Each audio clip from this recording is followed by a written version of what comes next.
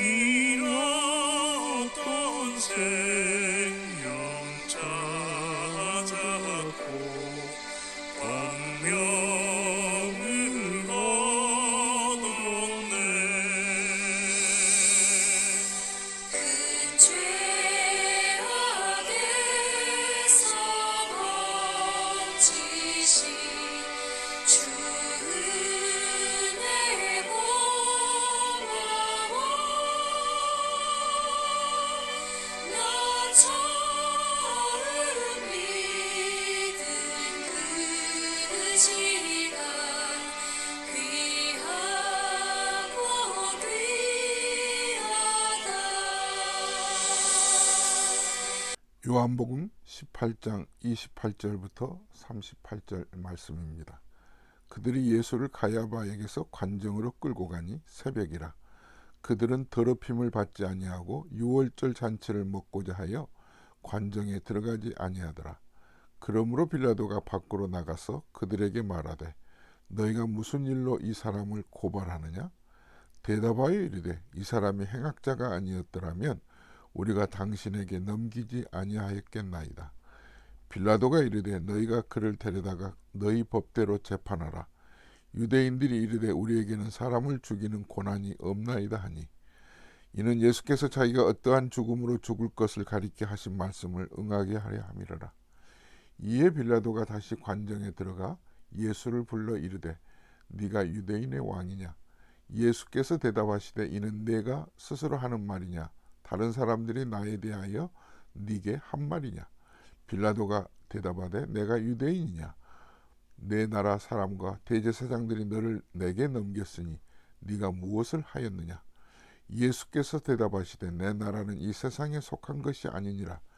만일 내 나라가 이 세상에 속한 것이었더라면 내 종들이 싸워 나로 유대인들에게 넘겨지지 않게 하였으리라. 이제 내 나라는 여기에 속한 것이 아니니라. 빌라도가 이르되 그러면 네가 왕이 아니냐? 예수께서 대답하시되 네 말과 같이 내가 왕이니라. 내가 이 일을 위하여 태어났으며 이를 위하여 세상에 왔나니 곧 진리에 대하여 증언하려 함이로라. 무릇 진리에 속한 자는 내 음성을 듣느니라 하신대 빌라도가 이르되 진리가 무엇이냐 하더라. 아멘. 고난주간 수요일 아침입니다. 예수님의 제자 중 한 사람인 베드로가 결국 예수님을 부인하잖아요. 몇 시간 전만 해도 그렇게 큰 소리 쳤던 베드로, 모든 사람이 예수님을 부인한다고 할지라도 나는 아닙니다 라고 했던 그가 웬일입니까? 예수님이 끌려가고 있을 때 멀찍이 따라갔습니다. 멀찍이 따라갔습니다. 벌써 마음이 다친 거죠. 사람의 마음은 조석변입니다. 우리는 주님을 늘 배반하나. 그렇습니다.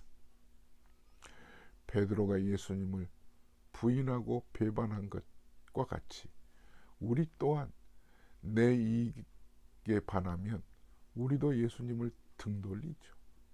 하나님을 하나님으로 인정하지 않을 때가 여러 번 있잖아요. 그럼에도 불구하고 베드로를 대하셨던 예수님을 보십시오. 예수님을 보십시오. 한 비자가, 한 여종이 저자도 예수님과 함께 있었다고 베드로를 가리켜 말할 때 베드로가 얼굴 색도 변하지 않고 나는 아니라고 합니다.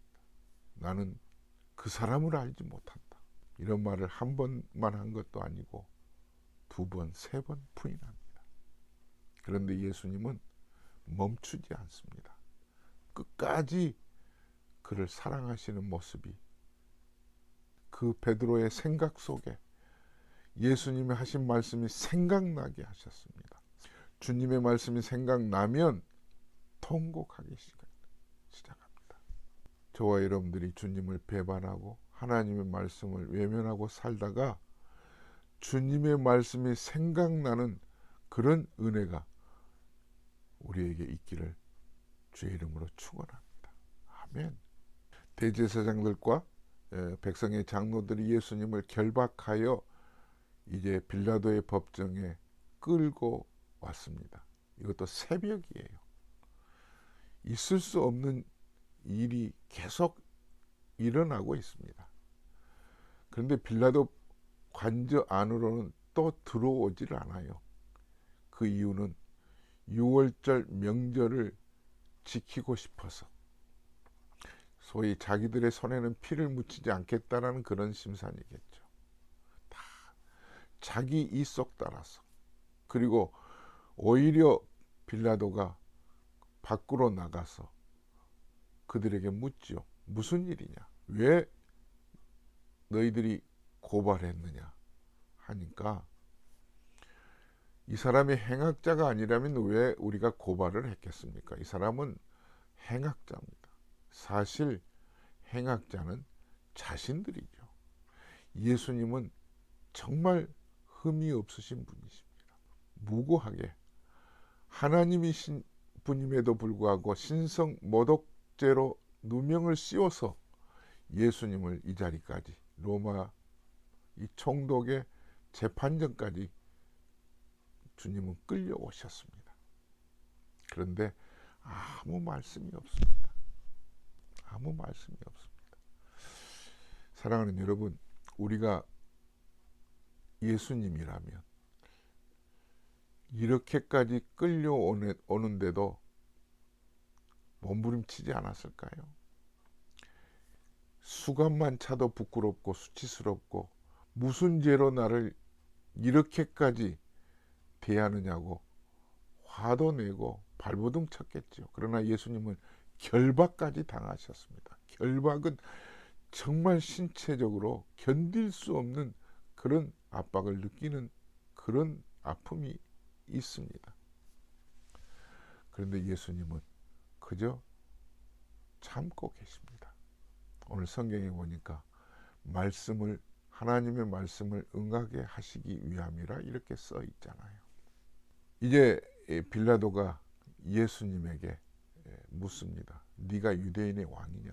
이미 신성모독죄에 의해서 고발됨으로 이 빌라도 앞에 온 예수님은, 빌라도가 예수님을 고발서에 의해서 묻습니다. 네가 유대인의 왕이냐?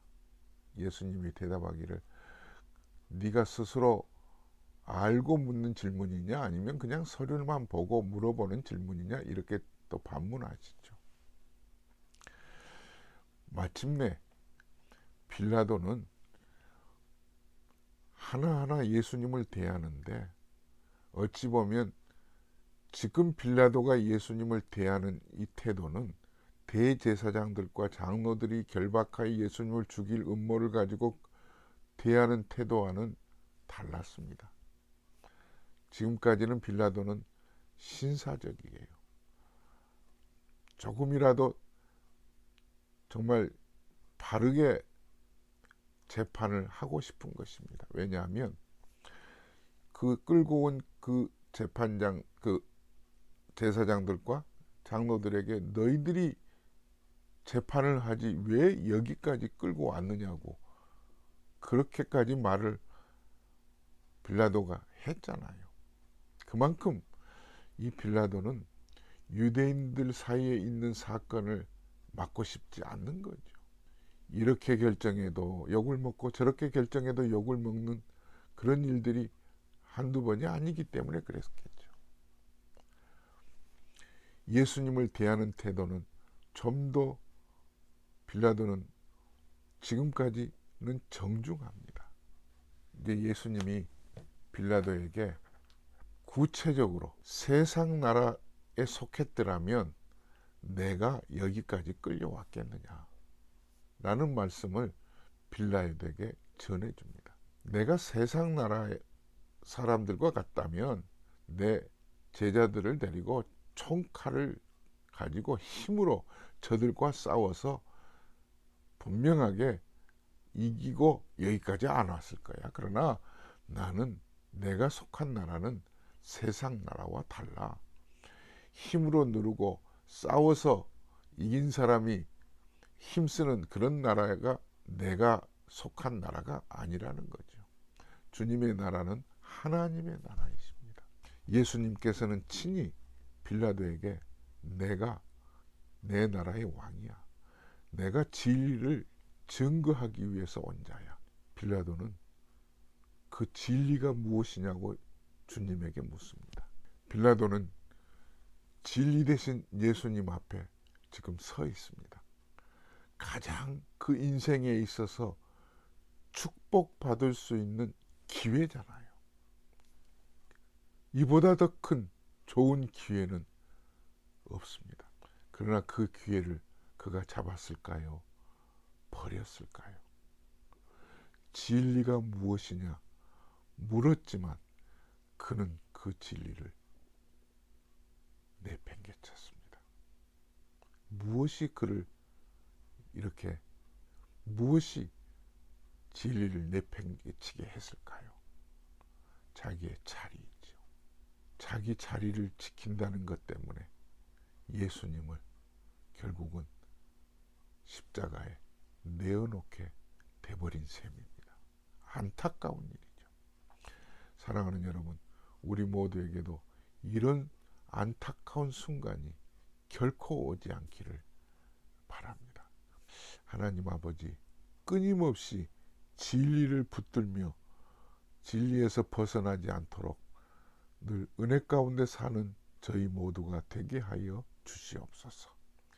예수님의 이름으로 기도드립니다. 아멘.